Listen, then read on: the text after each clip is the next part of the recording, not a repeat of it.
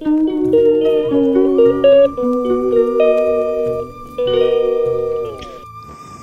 علیکم دوستوں، کیا حال چال ہے؟ امید کرتا ہوں آپ سب لوگ خیر وفیت سے ہوں گے۔ دوستوں، آج آپ مجھے یہ بتاؤ گے کہ یہ درخت کس چیز کا ہے، اور چینل کو سبسکرائب کر دو، لائک کر دو اور شیئر کرو۔ اور آج موسم بھی بہت حبس ہوئی ہے، بادل بنے ہوئے ہیں، ہوا نہیں چل رہی، ٹھیک ہے، اور بہت موسم جو ہار ہے، گرمی بہت ہے آج، لگتا ہے کل بارش آ جائے یا آج ہی بارش آ جائے۔